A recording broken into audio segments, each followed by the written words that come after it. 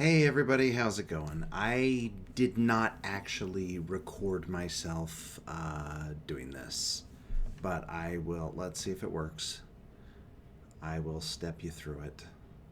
I really struggled with this problem. Okay, cool. Man, I just cannot get a break. All right. Okay. Leetcode 2962 count subarrays where max element appears at least k times. You're given an integer array nums and a positive integer k. Return the number of subarrays where the maximum element of nums appears at least k times in that subarray. A subarray is a continuous sequence of elements within an array. Okay, I didn't know how to do this. What I did was I went to solutions and I read through the subject lines until I finally read something that clicked. I didn't actually look at the solution, but I read the line, and the line helped me. And then I asked ChatGPT, what's the formula for the number of subarrays given a length?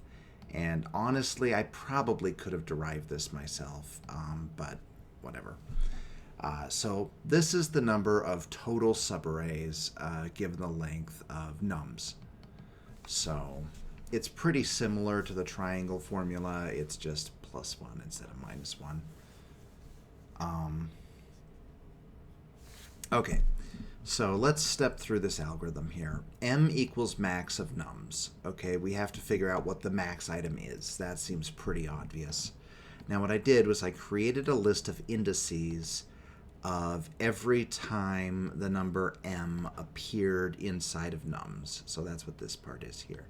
So if nums of I equals m, then add the index of that number into this array. And then I added to the end of it. I may have gone one longer than I needed to, but whatever.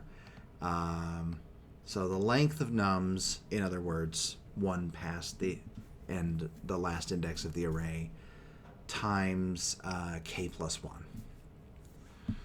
And what that does is that allows me to figure out how far into the array I need to go in order to encounter k of the max element, with the exception of the end being obviously, that's a unique case. But basically we're saying if we can't have k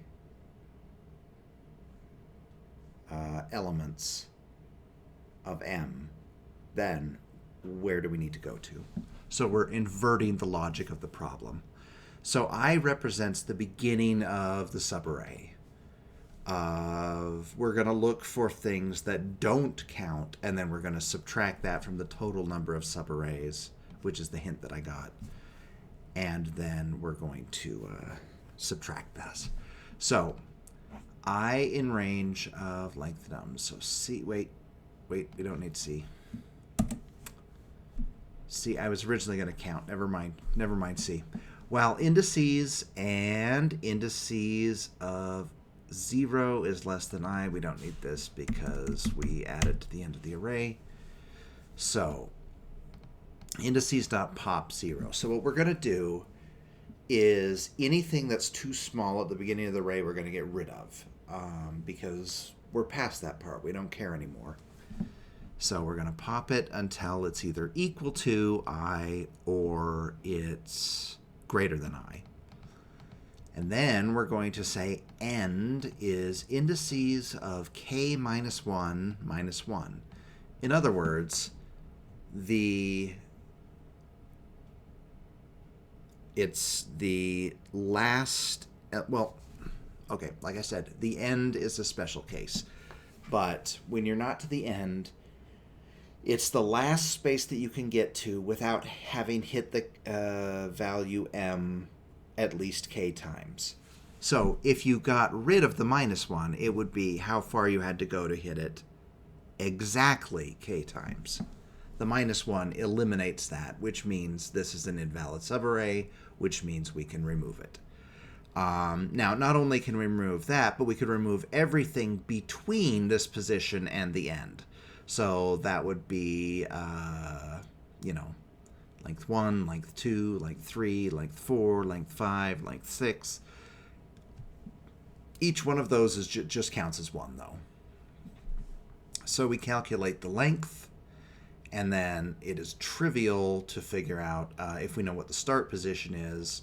If it's length 7, then there's, obviously 7 choices, because there's the one that starts at 1, that's length 1, 2, 3, 4, 5, 6, 7. Right? So once we have subtracted all of them, then it's what we're left with is the number of ones that satisfy the original condition. So that inverted the logic. I needed the hint. I needed the formula. I probably could have figured out the formula on my own. And yeah, that's that. So I don't know if that's going to help anybody. I had trouble with that one. See ya.